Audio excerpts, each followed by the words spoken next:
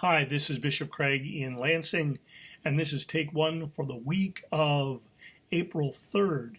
Peace be with you. On Tuesday, Kathy and I travel to Chicago. I get to see the ophthalmologist again, so we will be gone for the day. I welcome your prayers. On Wednesday, we have Synod staff. On Thursday, I have the Capitol Conference on Zoom, the deans, and then a meeting on Zoom to talk about gun violence and ending gun violence in Michigan.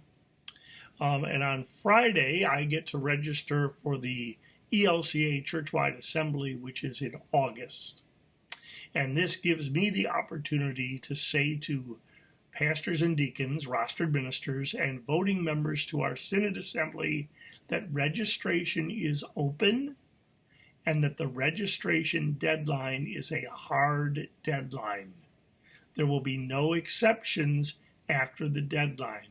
So please go look at the update, go to the Synod Assembly webpage, and register for Synod Assembly. We need everyone to be registered on time. We also will need everyone who's coming to the assembly to participate in a technology orientation prior to the assembly. So please do the work that we ask you to do. Now, if you are someone that needs a reminder to register for the assembly, please call my office and leave me a message, and I will call and remind you every day until you tell me you've registered for the assembly. And I know who was late in registering last year, so I know who should either register on time or call and ask for a reminder, because the registration deadline will be a hard deadline. So don't ask to register after the deadline. Got it? Good.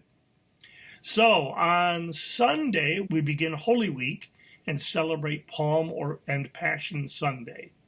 And I have already begun reading the Gospel, the Passion, according to Luke several times. And I read it wondering what is going to jump out at me and connect with me every year.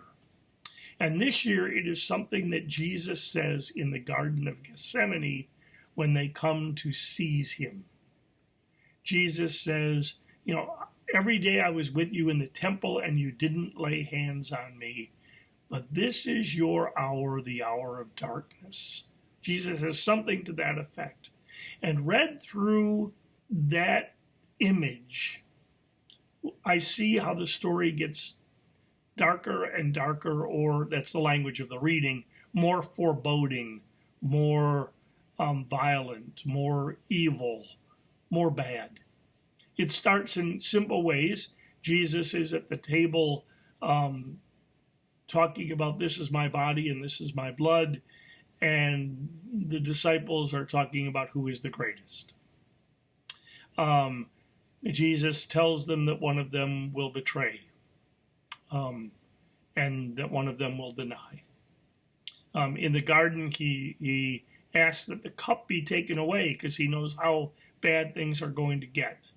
And even with the strength of an angel, his sweat hits the ground like drops of blood. This is how bad it is. And indeed, Judas does come and betray him. And any of us who have felt betrayed, we know how bleak that is. Right? So betrayal begins. They take him to the high priest's house where Peter denies. And there they trump up charges. They assault Jesus. They are violent against him. They stir up the crowds so that Pilate, who rather than being a leader, caves in, and Jesus is condemned to be crucified. So darkness is reigning. Jesus goes to the cross, where they mock him, they continue to abuse him, They make fun of him, satire with the sign, "This is the King of the Jews." And to show the darkness, darkness comes over the whole land from noon to 3 as the sun fails to give its light. And the news, I think, the good news is when humanity is at its worst, when things seem darkest, well, God is with us in this. The proclamation that God is with us in this comes from the centurion. Truly, this was an innocent man, and from Joseph of Arimathea, who comes to get the body. And more than God being with us when things are at their worst, if we go back to the way the service on Sunday will begin, we'll hear the Palm Sunday reading, and we will know that Jesus willingly, riding a donkey, heads into Jerusalem, humbly and obediently, knowing what will befall him. So not only is God with us when things are at their worst, God chooses to be with us when things are at their worst. For me, that's the good news that I hear, and more importantly, it's the good news I need this year as I watch images from Ukraine, even though they warn me that these images are going to be difficult to watch.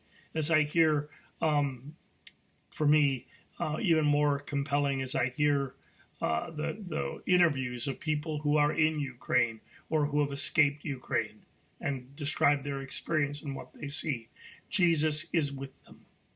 As we continue to deal with the divided nation, Jesus is with us. Even as we are struggling with a very divided church and our congregations, Jesus continues to choose to be with us. Sometimes I come away from church meetings thinking Jesus has got to be fed up with us, but Jesus continues to be with us, even as we wish the pandemic to be over, and it is not. And so with those who are concerned, fight with those who are over the pandemic. Jesus is with us, and Jesus chooses to be with us. That is really good news, especially when we despair because things seem so bleak.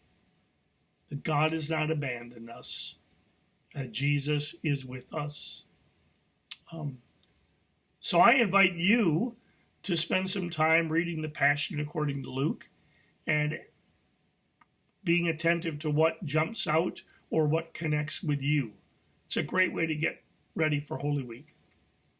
Or do it during Holy Week, which is the second thing I invite you to do. I invite you to plan ahead and to make room in your calendars so that you can observe, celebrate, keep Holy Week in ways that are meaningful for you. So I'm Bishop Craig. This is Take One. May the peace of Christ be with you always. Please take care.